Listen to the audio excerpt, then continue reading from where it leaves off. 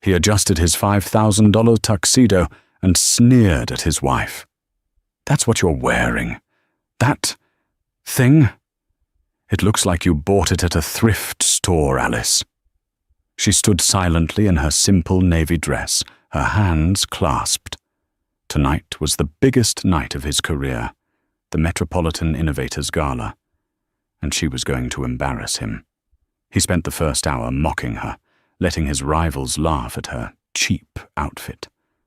But what Mark didn't know is that the most powerful man in the room, the reclusive billionaire Damian Wolf, was looking for one person, and when he found her, he bypassed kings and senators, walked straight up to Alice, and called her boss.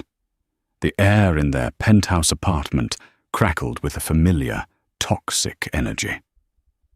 Mark Peterson was preening, a peacock in a custom-tailored Tom Ford tuxedo. He adjusted the onyx cufflinks, catching his reflection in the floor-to-ceiling windows that overlooked Central Park. He was, in his own mind, the epitome of Manhattan success. Tonight was the Metropolitan Innovators Gala at Cipriani South Street, the single most important networking event of the year. It was his chance to finally break out of the mid-level grind and into the stratosphere. "Alice, are you even ready?" he barked toward the master bedroom. "We're late." When Alice emerged, Mark's face, which had been set in a mask of smug anticipation, curdled into open disgust. Alice was a woman who seemed to blend into the background by design. She wasn't unattractive, but she held herself with a quiet reserve that, to a man like Mark, read as weakness. Tonight, she wore a silk sheath dress in a deep, unadorned navy blue. It had no labels, no sequins, no ostentatious branding. It was simple, elegant, and perfectly tailored. "That's it?" Mark gestured, his hand waving her up and down. "That's what you're wearing?" Alice paused, her hand smoothing the fabric at her waist.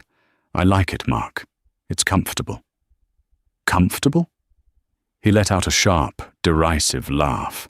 "Alice, this isn't a PTA meeting. This is the Innovators Gala. The Damian Wolf is rumored to be there. Do you see this tuxedo? This is $5,000. Do you see my watch? It's a Patek. I am building an image. And you show up looking like the help." The barb, meant to wound, landed with a dull thud. Alice had built up a thick callus against his words over the years. "I don't think anyone will be looking at me, Mark. They'll all be looking at you." "You're damn right they'll be looking at me, especially when they see who I brought," he snapped. "My God, it looks like you bought it at a thrift store. You have a joint checking account with a man who pulls in $500,000 a year. Why do you insist on embarrassing me?" He didn't know, of course, that the joint account was a performance. He didn't know that his $500,000 salary as a vice president at FinTech Solutions was a drop in the ocean. He didn't know that the penthouse he was so proud of, the car he drove, the very watch on his wrist, were all paid for by the woman he was currently comparing to a waitress. Alice had met Mark 8 years ago. He was ambitious and charming, and she was tired of being A.M. Mercer, the anonymous, almost mythical founder of Aura Core, a private technology firm so disruptive it was spoken of in whispers. She had wanted, for just a moment, to be normal, to be loved for Alice, not for A.M. So she had built a persona. She was a freelance graphic designer, a hobbyist. She tinkered on her computer in her home office, which was, in reality, the secure, encrypted server hub from which she ran a global billion-dollar company. Mark's ambition had quickly revealed itself as crippling insecurity, his charm a manipulative tool. He needed to be the big, successful man. To feed this, Alice had funneled a high-level job offer to him at FinTech Solutions, a company she secretly held a majority stake in, a fact unknown to its own board. She let him believe he was the provider. "Please, Mark," she said, her voice soft. "Let's not fight. It's your big night." "Whatever." He grabbed his coat. "Just try not to speak to anyone important, and for God's sake, stand up straight. You always look like you're apologizing for existing." He walked out the door, not even waiting for her. Alice stood alone for a moment in the marble foyer. She looked at her reflection. The dress wasn't just silk. It was a prototype, a smart fabric her labs had been developing for years, woven with microsensors that monitored biometrics. It was, quite literally, priceless. She sighed, picked up her simple clutch, and followed her husband into the night, a queen disguised as a pauper, walking willingly into her own humiliation. The black Escalade, another perk of Mark's job that Alice's company paid for, sliced through the downtown traffic. Mark was on his phone, scrolling through the Gala's guest list, his thumb moving with a predatory speed. "Every shark in the city is here," he muttered, more to himself than to Alice. "The entire board of Wolf Dynamics, the partners from Sequoia. God, Sophia Langley is here." Alice's stomach tightened slightly at the name. Sophia Langley was Mark's direct competitor at FinTech Solutions. She was everything Alice was not: loud, aggressively fashionable, and dripping in designer labels. She also made no secret of her disdain for Alice and her open flirtation with Mark. When they arrived at Cipriani South Street, the flashbulbs were blinding. The venue was a temple of old-world money and new-world power. Mark stepped out of the car and immediately straightened his tie, offering a practiced smile to the photographers. He then turned and, as if remembering her, impatiently gestured for Alice. She stepped out, and the cameras, seeing her simple dress and lack of jewelry, turned away instantly. She was a non-entity. "See?" Mark hissed under his breath as they walked the long marble hall. "They know. You look like someone's assistant." Inside, the ballroom was breathtaking. Massive crystal chandeliers hung from the impossibly high, vaulted ceilings. The air hummed with the sound of 100 conversations, all strategic, all designed to appraise and impress. Mark, smelling opportunity, was instantly alive. "Right, I need to find my boss. You, go get a drink. Water. Don't drink champagne, you get flushed and look even more provincial. Just find a quiet corner, Alice." He didn't wait for a reply. He was gone, swallowed by a sea of tuxedos and couture gowns. Alice did as she was told. She found a small alcove near a towering floral display, took a glass of sparkling water from a passing tray, and watched. This was, in its own way, her battlefield. She wasn't just a tech CEO, she was an analyst. She watched the power dynamics. She saw who was fawning, who held real power, and who, like her husband, was a desperate pretender. About 30 minutes into her solitary watch, she saw Mark. He had found his boss, a portly man named Robert, and standing right next to him was Sophia Langley. Sophia was a vision in fire-engine red Balenciaga, a massive diamond necklace, likely a rental, sparkling at her throat. She laughed, a loud, practiced sound, and touched Mark's arm. Even from across the room, Alice could see the possessive nature of the gesture. Then, the group's gaze shifted. They were looking directly at her. Sophia leaned in and whispered something to Mark. Mark winced, then smiled, a weak, embarrassed grimace. He said something back. Sophia laughed again, louder this time, and looked back at Alice with a look of pitying contempt.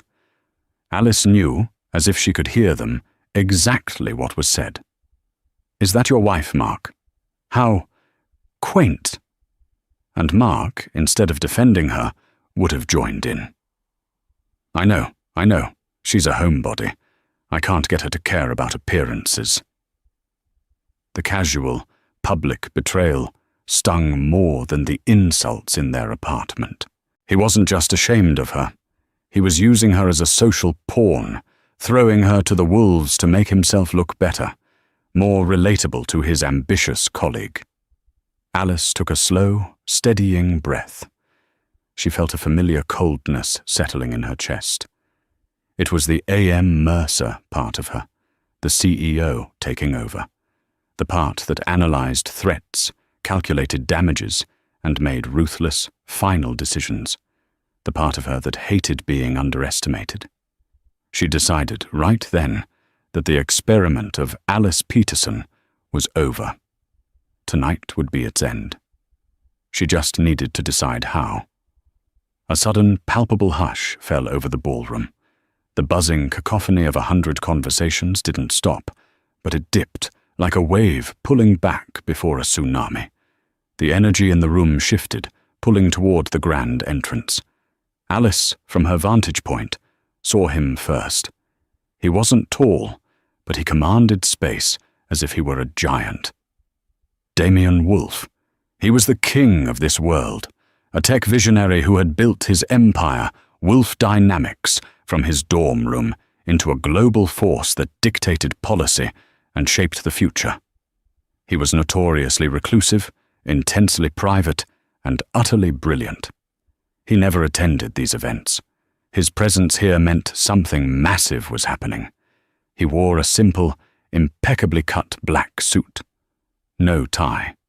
His dark hair was threaded with silver, and his eyes, even from a distance, were sharp, analytical, and missed nothing. He was flanked by 2 stern-looking associates, but he walked with the confidence of a man who needed no protection. The sharks of the gala began to circle.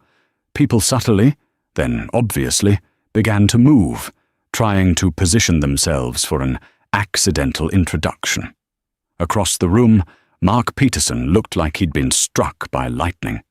"It's him," Alice heard him say to his boss, his voice giddy. "That's him. Robert, this is our chance. If I can get 5 minutes, just 5 minutes, to talk about our new platform." "Get in line, Peterson," his boss grunted, adjusting his own tie. "The entire room wants 5 minutes." But Mark was already moving.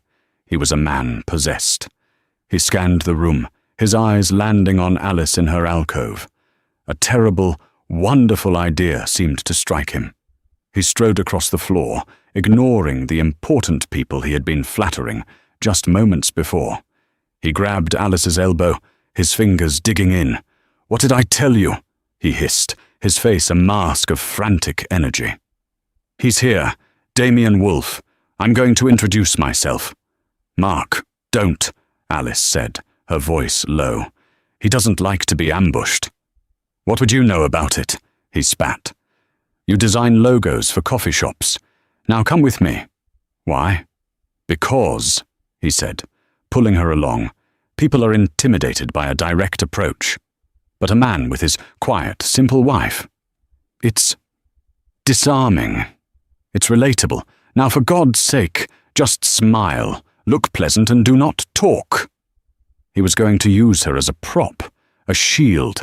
The harmless, cheap-dressed wife would be his way in, a soft-looking non-threat to accompany his hard pitch. Alice let him pull her. She let him drag her through the glittering crowd, her simple navy dress a stark contrast to the sequins and silks she passed. She saw Sophia Langley watching them, a smirk on her face, as if to say, "Look at him, dragging his little anchor." They were getting closer. Damien Wolfe had been stopped by a senator, and his face was a mask of cold patience. He clearly wanted the conversation to end. "Now," Mark whispered, his palms visibly sweating. He saw his opening as the senator, rebuffed, moved away. Mark lunged, pulling Alice directly into the billionaire's path. "Mr. Wolfe, Mr. Wolfe, a moment of your time." Mark's voice was too loud, too eager. It cut through the refined hum of the room. Several people turned, cringing at the blatant, clumsy ambush. Damien Wolfe, who had been turning to speak to his associate, stopped. He turned his head slowly, and his steel-grey eyes landed on Mark. The temperature seemed to drop 10 degrees. Damien Wolfe did not just look at people. He assessed them, and Mark was instantly found wanting. "Mr. Wolfe," Mark said, his hand outstretched, a desperate, shiny smile plastered on his face. He was still holding Alice's arm in a vice grip. "Mark Peterson. I'm a VP with FinTech Solutions. I am a huge admirer of your work in the AI integration space. Truly, what you've done with Project Hyperion is—" Damien's gaze was blank. He made no move to take Mark's extended hand. The hand just hung there, limp and pathetic, in the air between them. The silence stretched. It was a humiliating, soul-crushing void. Mark's smile began to twitch. I have a proposal that I think could—" Mark stammered, his pitch dying in his throat. Sophia and Mark's boss, Robert, were watching from about 20 feet away. Robert had his eyes closed, as if in physical pain. Sophia was visibly enjoying the train wreck. "I am not here for proposals, Mr. Peterson," Damien Wolfe said. His voice was quiet, but it carried, a blade cutting through the room. "You're interrupting my evening." Of course," Mark said, finally, agonizingly, lowering his hand. I thought, this is my wife, Alice." He gave Alice's arm a little shake, as if presenting his prop. "We're just so honored to be in the same room." He was hoping, pathetically, that the introduction of a wife would humanize him, would salvage the moment. It did. But not for him. Damien Wolfe's gaze had been on Mark, a look of profound disinterest. But when Mark said the name Alice, his eyes flicked from Mark to the woman standing silently at his side. The change was instantaneous and absolute. The cold, dismissive mask vanished. Damien's sharp eyes widened, first in disbelief, then in dawning recognition, and finally in something that shocked every single person watching. Respect. Genuine, unadulterated respect. He took a half step forward, completely bypassing Mark as if he had ceased to exist. His entire focus was now on the woman in the cheap navy dress. "Alice," he said. His voice was no longer a blade, but a low, resonant baritone. "Alice. Mercer? AM? Mercer?" Mark froze. His head snapped between the billionaire and his wife. "What? Her name is Alice Peterson. What are you talking about?" Damien Wolfe didn't even hear him. He was locked on to Alice. Alice, who had been silent for hours, finally lifted her chin. The meek, apologetic posture was gone. She looked Damien Wolfe directly in the eye, and a small, knowing smile touched her lips. "Hello, Damien," she said, her voice clear and steady. "I was wondering if you'd make it." The sound of Alice's voice, so calm and familiar, striking the billionaire, sent a shock wave through the immediate area. Mark's face, which had been pale with humiliation, was now a canvas of utter, slack-jawed confusion. You know him?" Mark stammered. "Alice, what is this?" Damien Wolfe let out a short, sharp laugh. It was a sound of pure appreciation. He looked from Alice back to the bewildered man beside her. "Know her?" Damien said. He stepped forward, inclining his head toward Alice in a gesture of deference that stunned the onlookers. "Mr. Peterson, I've been trying to get a one-on-one meeting with this woman for 2 years. My office has a standing order. If AM calls, I don't care if I'm in a meeting with the president, I take the call." He turned back to Alice, his eyes alight with professional admiration. "It is an absolute honor to finally meet you in person." "Boss." The word hung in the air, electric and definitive. "Boss." Mark's blood ran cold. "Boss? What is this? A joke? She's a She's a freelance designer. She makes logos. Alice, tell him. Tell him this is some mistake." Alice looked at her husband. The sadness was gone from her eyes, replaced by a cold, clear finality. "There is no mistake, Mark." Damien Wolfe looked at Mark, and for the first time, a flicker of genuine curiosity, mixed with pity, entered his expression. "Peterson? You said your name was Peterson? And this is your wife?" "Yes," Mark shrieked, his voice cracking. "My God," Damien breathed, a look of horrified understanding dawning. He looked at Alice. "This is what you meant in your email about liquidating problematic assets." "Part of it," Alice said simply. "I don't understand," Mark shouted, now frantic. People were staring openly. Sophia and Robert had moved closer, their faces pale with shock. "What is Auracore? What is AM?" "Auracore," Damien Wolfe supplied, his voice laced with the reverence of a true believer, "is only the most disruptive private tech company on the planet. It's the firm that developed the Prometheus predictive AI engine, the one that every company, including my own, has been trying to acquire for the last 3 years. He gestured to Alice. This is A.M. Mercer, the founder, the CEO, the sole owner, the woman who just, as of last week, agreed to a merger with Wolf Dynamics, a merger that makes her, not to put too fine a point on it, the single largest private shareholder in my entire company. He looked back at Mark, his eyes turning to ice. So when I call her boss, it's not a pet name, Mr. Peterson. It's a statement of fact. She's my new partner. The silence that followed Damien's proclamation was absolute. It was not a polite hush. It was a vacuum, a void where all sound and motion had ceased. The tinkle of ice in a glass, the murmur of a distant conversation, the soft strains of the string quartet. All of it was gone, swallowed by the sheer, gravitational weight of that one, impossible word. Boss. Mark Peterson's face, which had cycled through pale with humiliation, was now a canvas of utter, slack-jawed confusion. His brain, which had been firing on all cylinders to find an in with Damien Wolfe, had completely stalled.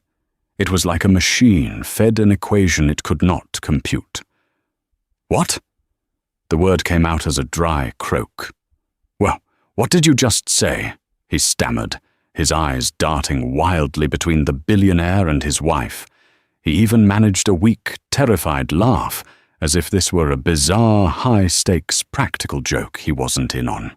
"Mr. Wolfe, I don't understand. This is my wife, Alice Peterson. She's a freelance graphic designer. She makes logos." "Alice," he pleaded, giving her arm a frantic, desperate shake. "Alice, what is this? Tell him. Tell him this is some mistake. You don't know this man." Alice, who had been a statue of quiet endurance all night, finally turned her head. She didn't look at Mark. She looked at his hand, gripping her arm with a sweaty, panicked strength. She simply raised an eyebrow.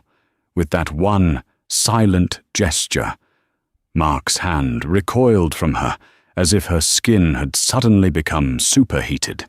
He had never seen her look at him like that. Not with fear, or sadness, or anger, but with indifference, with the mild, analytical curiosity of a scientist observing a specimen. Damien Wolfe, on the other hand, let out a short, sharp laugh.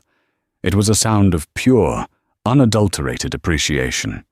He looked from Alice's coolly composed face back to the bewildered, crumbling man beside her. "A mistake, Mr. Peterson?" Damien said, his voice laced with amusement. "No. The only mistake here is one you seem to have been making for a very, very long time." He took a half step back, effectively positioning himself at Alice's side, a silent, powerful alliance.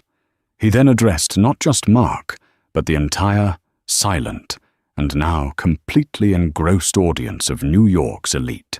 For those of you who haven't been paying attention to the real future, Damien began, his voice carrying with the easy authority of a man who never had to raise it. Oracle is the most disruptive private technology firm on the planet. It is the mythical, anonymous company that for the last 5 years has been poaching the top engineers from Google, Apple, and, yes, my own company, Wolf Dynamics. He paused, letting the weight of that sink in. These were names they understood. Oracle, he continued, is the firm that developed Prometheus, the only true predictive AI engine in existence, an engine that can analyze global market trends, geopolitical shifts, and even climate data to predict stock market fluctuations with 99.8% accuracy. It is the single most valuable piece of code ever written. Every bank on Wall Street, every government intelligence agency, and every tech conglomerate, including my own, has been trying to find its creator. We've been trying to acquire it, or failing that, to stop it. He gestured with an open palm to the woman in the simple navy dress. This, he said, is A.M. Mercer. The A.M. stands for Alice Mercer, the founder, the CEO, the sole architect of Prometheus, the woman who built a $1 trillion company from a spare bedroom and never once took a single dollar of venture capital. The silence, if possible, deepened. Jaws were, quite literally, on the floor. Damien wasn't finished. He looked at Mark again, his eyes turning to ice. So when I call her boss, Mr. Peterson, it is not a term of endearment. It is a statement of fact. As of last week, Oracle and Wolf Dynamics finalized the largest private merger in modern history, a deal that makes Alice Mercer the single largest private shareholder in my entire company. She is my new partner, and in many respects, she is now my boss. Mark's legs gave out. He physically stumbled back a step, catching himself on a small table, his breath coming in ragged, painful gasps. No, he whispered. No, no, no, no. His mind was a kaleidoscope of broken images. Alice in her robe, her hair in a messy bun, tinkering on her laptop. Alice politely declining a new car because she was happy with her hybrid. Alice sitting in their penthouse, her penthouse, and listening to him brag about his $500,000 salary, a salary she had given him. Her office is the spare bedroom, he finally shrieked, the denial so strong it was making him hysterical. She told me she was tinkering. She makes logos for coffee shops. This time it was Alice who spoke. Her voice cut through his frantic denial, not with a shout, but with a cold, clear precision that was more devastating than any scream. That spare bedroom, Mark, she said, finally looking him in the eye, is a fully encrypted, climate-controlled server hub running on a quantum-cooled processor. It is a secure, direct link to my 3 main R&D labs in Tokyo, Berlin, and Austin. It has a redundant power supply linked to the building's core, and an independent, dedicated fiber line that no one else in this city can access. What you called tinkering, I called running a multi-billion-dollar global corporation. The sheer, staggering scale of the deception, the years of meticulous, layered, and effortless deceit crashed down on Mark. Every insult he had ever hurled, every time he had mocked her little hobby, every time he had flaunted his success in her face, all of it replayed in his mind, now cast in the hideous, fluorescent light of his own stupidity. Across the small gap, Sophia Langley looked as though she had been slapped. Her perfectly made-up face was a mask of chalky, pale horror. The smirk she had worn all night, the casual contempt she had shown Alice, was gone. She was staring at Alice as if she were a ghost. This was the woman she had mocked. This was the woman whose husband she was actively trying to seduce. She hadn't just bet on the wrong horse, she had insulted the owner of the entire racetrack. Her career, which was tethered to Mark's, was over. She knew it. Robert, Mark's boss, looked even worse. He was sweating profusely, his face a blotchy, terrified red. He was doing rapid, panicked mental calculations. FinTech Solutions, Alice Peterson, A.M. Mercer. Oracore, Robert whispered, his voice trembling. He took a half step forward, his hands raised as if in supplication, completely ignoring the subordinate who was currently having a meltdown. My God, that Oracore, Ms. Mercer, I had no idea. Absolutely no idea. On behalf of FinTech Solutions, But this, of course, led to the second, more brutal twist. Damien Wolfe, ever the analyst, looked at Robert and then back at Mark. FinTech Solutions. FinTech Solutions. Why do I know that name? He mused, tapping his chin. Ah, yes. He snapped his fingers. They're one of the half-dozen mid-level firms that have been desperately, and rather pathetically, trying to license the Prometheus engine for the last 6 months. Weren't they? He asked Alice, a small smile playing on his lips. Alice nodded, her gaze locking back onto her husband. The ice in her eyes was now mixed with a fire of pure, righteous judgment. Their proposals have been persistent, Alice said, her voice dripping with cold condescension, and consistently underwhelming. I believe, she added, her voice dropping, you yourself were put in charge of the Aura Core pitch last month, weren't you, Mark? Mark's blood, which had been boiling with panic, turned to solid ice. He stopped breathing. Alice continued, her words methodical, each one a separate, precise stab. You complained for weeks. You said you couldn't get a meeting with that impossible bitch A.M. Mercer. You told me, as I was making you dinner, that she was an arrogant, invisible coward who wouldn't even take a phone call. She took a step closer to him. You told me, she whispered, that if you could just get her in a room, you'd charm her into signing. You said she probably just needed a man to explain the business side of it to her. The color drained completely from Mark's face. He had been trying to pitch his own wife. He had been complaining to his wife about his inability to get a meeting with his wife.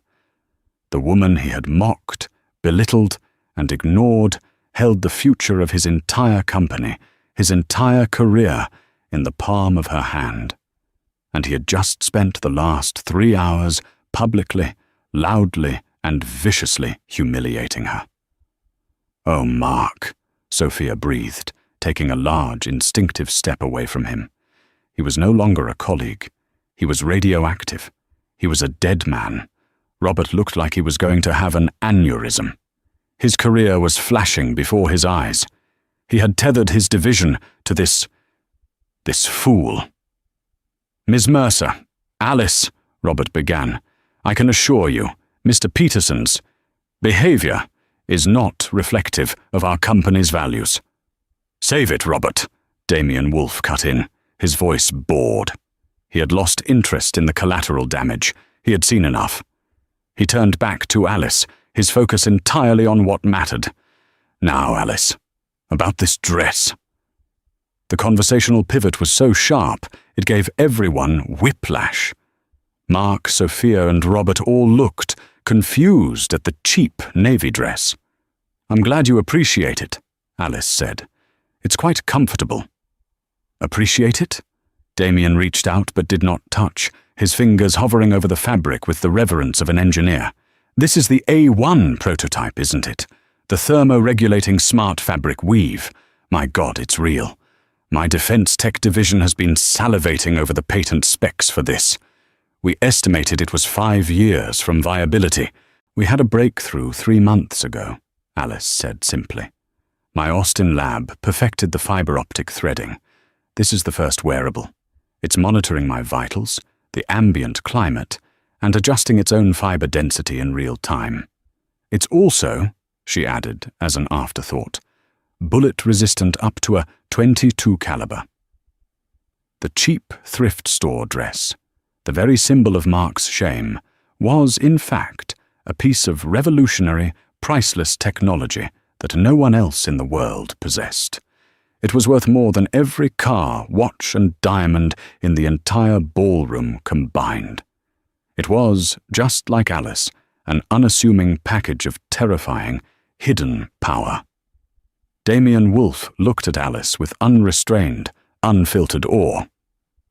"You are, without a doubt," he breathed, "the most brilliant person in this room, AM."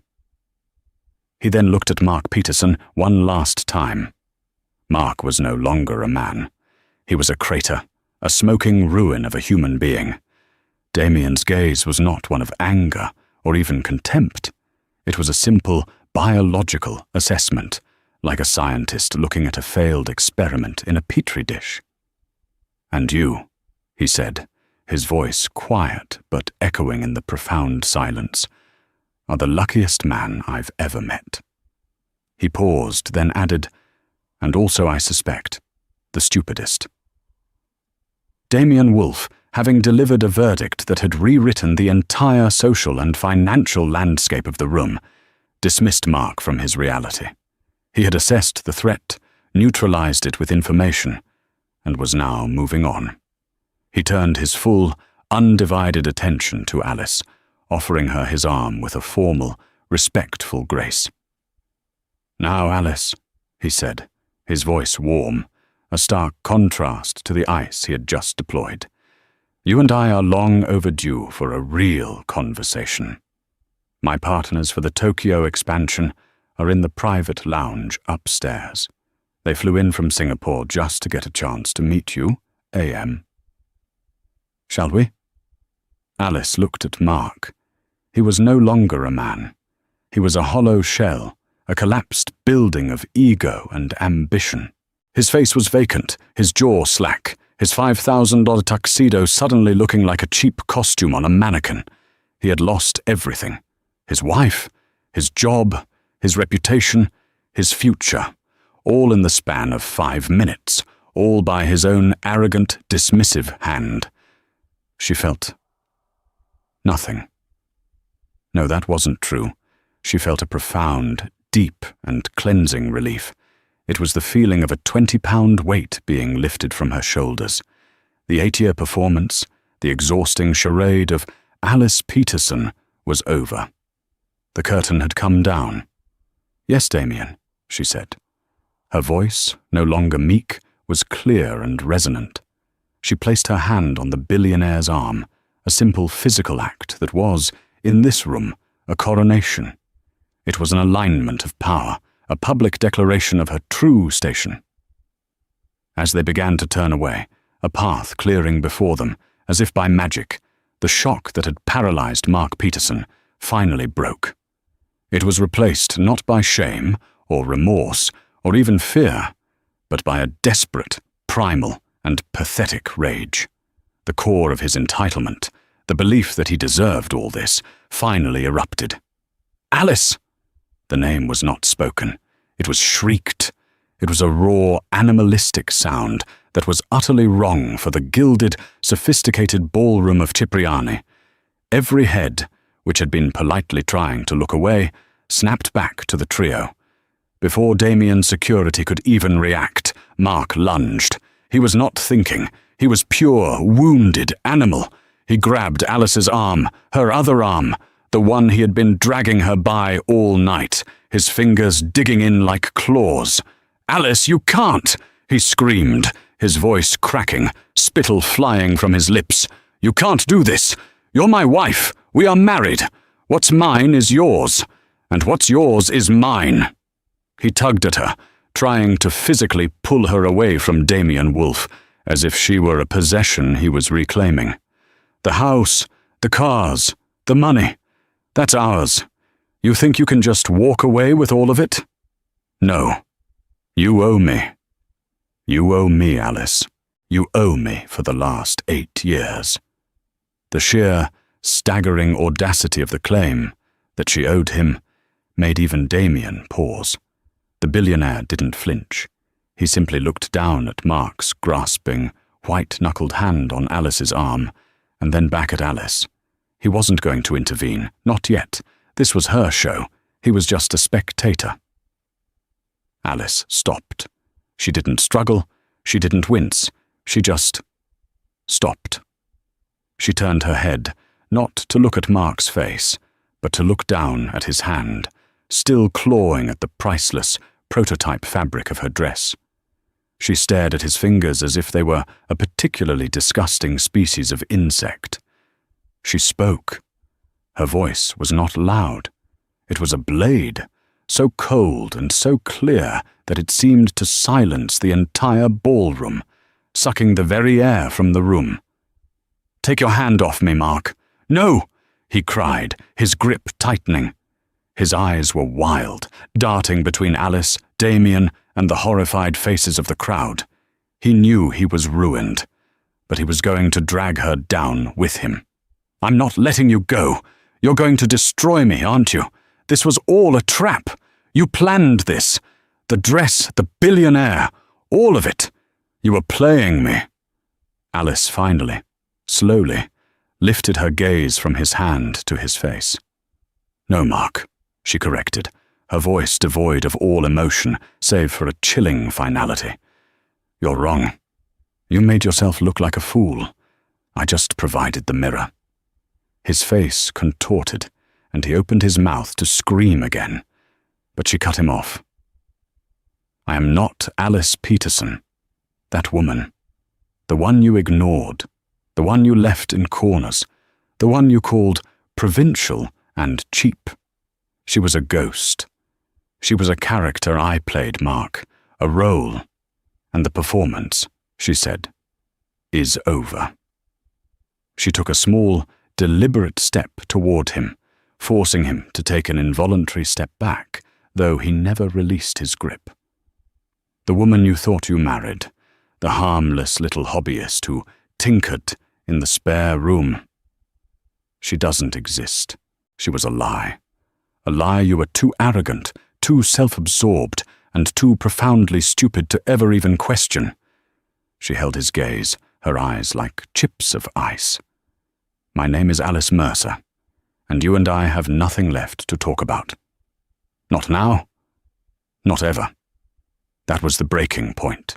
The finality in her voice, the absolute lack of an Alice he recognized, snapped the last thread of his sanity. The realization that he had no leverage, no power, and no future, coalesced into a single, violent impulse. His entitlement turned to pure, undiluted rage.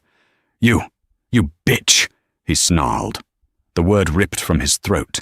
His face went purple. The veins on his neck stood out like cords. He had lost all control. He let go of her arm only to rear back his other hand, his right hand, balling it into a fist. He was going to strike her. In front of the most powerful people in New York, his final, pathetic act was to be one of public, domestic violence. The crowd gasped as one. Several women screamed. "Mr. Wolf, step back!" yelled a man from Damien's security detail, his hand flying inside his jacket. But Alice was faster. She had been running threat assessments her entire life. A man like Mark, cornered and humiliated, was predictable. He didn't just swing. He lunged, putting all of his 190 pounds into the movement, a clumsy, furious, telegraphed attack. Alice didn't resist. She didn't back away. She yielded. She stepped into the attack, moving inside the arc of his swing. In one fluid, economical motion, she caught his outstretched wrist with her left hand, sank her weight, and rotated her hips. It wasn't a punch. It wasn't a kick. It was a simple, brutal, and perfectly executed Aikido throw. She used his own momentum, his own rage, his own weight, and simply redirected it. Mark, caught completely off balance, went airborne.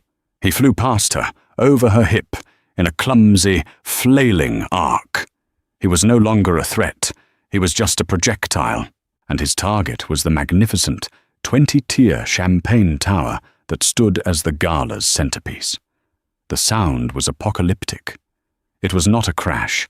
It was a cathedral of shattering glass, an explosion of crystal and alcohol. The entire glittering structure collapsed in on itself. Mark Peterson landed in the center of the wreckage, a pathetic, groaning heap of ice, broken flutes, and spilled Dom Perignon. He was drenched. The sticky, cold liquid soaked his $5,000 tuxedo. He was bleeding.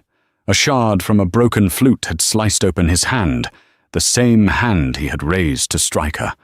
He lay there, whimpering, smelling of yeast and failure. The silence that followed was absolute. It was a vacuum. Every person in the ballroom was frozen, staring at the carnage. Alice hadn't even mussed her hair. She stood, perfectly balanced, as if she had just completed a yoga pose. She calmly smoothed the fabric of her cheap dress, the priceless prototype, of course, completely unharmed. Damien Wolfe was the first to recover. He stared at the wreckage, then at Alice, and he was, for the first time that night, visibly impressed. He motioned to his security chief, who was still standing with his hand on his weapon. "Stand down, Arthur," Damien said, his voice laced with stunned amusement. "I believe Miss Mercer has the situation entirely in hand." He turned back to Alice, a slow, broad smile of pure respect spreading across his face. "Alice," he said, his voice low, "I have a legal team that costs me 8 figures a year. They are, to a man, sharks. Tell me, are your lawyers as efficient as you are?" Alice finally allowed herself a small, tight smile. "More so, Damien," she replied. "They're my employees. They work for Oracor's internal legal division, and they've had the divorce papers drawn up for 6 months, citing irreconcilable differences." She tapped a tiny, invisible comms device in her ear. "But I signed the finalized papers this morning. I was just waiting for a public, undeniable and emotional breach of contract to finalize the with cause addendum. His ongoing adultery with Miss Langley, which my security team has been fastidiously documenting, was sufficient. But this," she gestured to the shattered glass and the groaning man, "this public assault is just so much cleaner." She looked back at Damien. "My security detail, by the way, has been live-streaming high-definition video of Mark's behavior directly to my legal server for the last 10 minutes. I believe we have everything we need to ensure the dissolution of assets is amicable, meaning he gets nothing." The entire gala had been her stage. She had set it, knowing he would self-destruct. Now, it was time for the cleanup. She turned her head, her gaze sweeping over the crowd and landing on Robert, Mark's now former boss. He was trying to back out of the ballroom, his face the color of spoiled milk. "Robert," she said. Her voice was not loud, but it was a gunshot in the silent room. He froze, his back to a pillar. "Yes, Ms. Mercer." "Your firm, FinTech Solutions, has been a parasite on my portfolio for 2 years. Mark's presence there was the only reason I allowed it to continue to operate at a loss. Your proposals to license the Prometheus engine weren't underwhelming, they were insulting.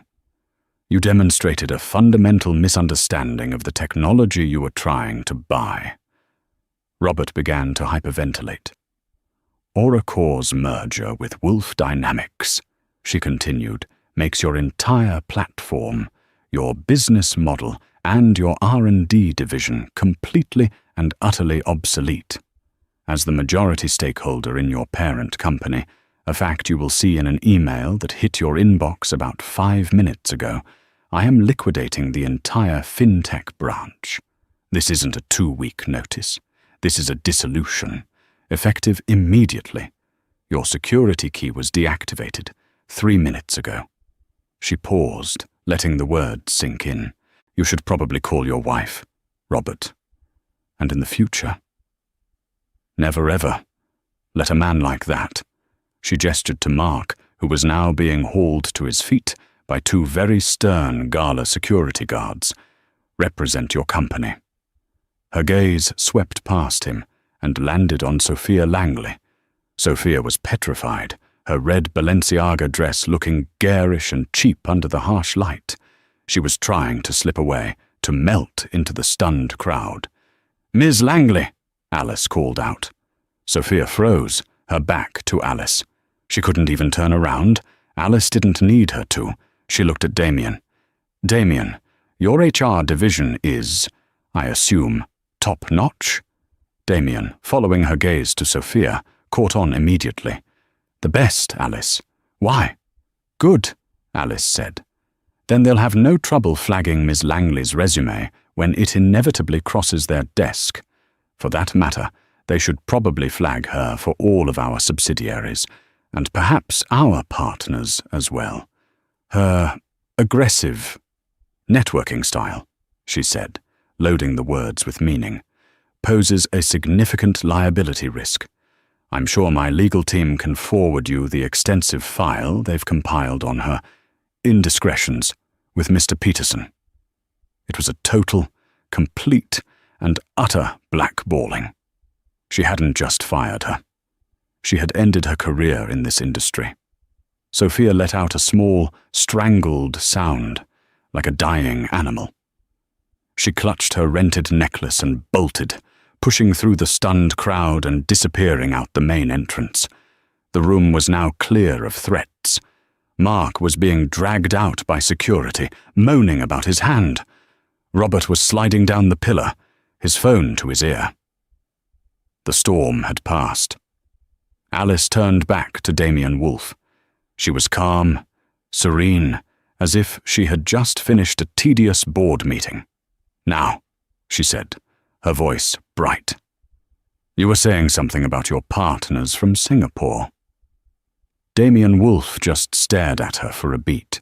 The man who controlled the global tech market, who could make or break nations with a single decision, looked at her with pure, unadulterated awe. "Alice Mercer," he said, finally offering his arm again. "You are, without a doubt, the most terrifying and brilliant person I have ever met." "You should see my quarterly projections, Damien," she replied, placing her hand on his arm. "Let's go. We have work to do." They walked toward the grand staircase. The crowd didn't just part. They recoiled. They moved back, creating a wide, clear path, as if for royalty. They were afraid of her. They admired her. And they would never, ever underestimate her again. As they reached the first landing, ascending above the mess, Damien leaned in, his voice for her ears only. "You know," he murmured, "the merger contracts are final. The divorce was filed. You didn't have to do any of this. You could have just left him. You could have walked out of your penthouse this morning and never looked back." Alice paused. She stopped on the landing, looking out over the ballroom. She saw the shattered glass. She saw the waiters, who were now emerging to clean up the spilled champagne. She saw the last of Mark Peterson being escorted out a side door, a pathetic, soaked and defeated figure. "You're right, Damien," she said, her voice quiet. "I could have. I didn't do this for the merger. I didn't even do it for the divorce. That was all just paperwork." "Then why?" he asked. "Why this public execution?" Alice turned and continued walking up the stairs, her back straight, her head high, leaving the ruins of her old life behind. "For 8 years," she said, "he made me feel small. He made me feel cheap. He made me feel invisible. He took my silence for weakness and my kindness for stupidity. Tonight, I just needed him, and everyone who laughed with him, to know, for one perfect, crystal-clear moment. She reached the top of the stairs, turning to look back one last time at the wreckage, a queen surveying her new, conquered territory. Exactly who he was embarrassing. And just like that, Mark Peterson learned that the person you disrespect is often the one holding all the cards. He didn't just lose his wife, he lost his job, his reputation, and his entire future, all because he judged a book by its cheap cover. Alice Mercer, on the other hand, had finally shed the one part of her life that was holding her back, stepping out of the shadows and into the power that was always hers. This story is a powerful reminder. Never, ever underestimate the quiet ones. True power doesn't need to be loud. True worth doesn't need a designer label. What did you think of Mark's downfall? Was it karma, or was it just business? Let us know your thoughts in the comments below. We read every single one. If you loved this story, please hit that like button, share it with someone who needs to hear it, and be sure to subscribe for more real-life drama stories just like this one.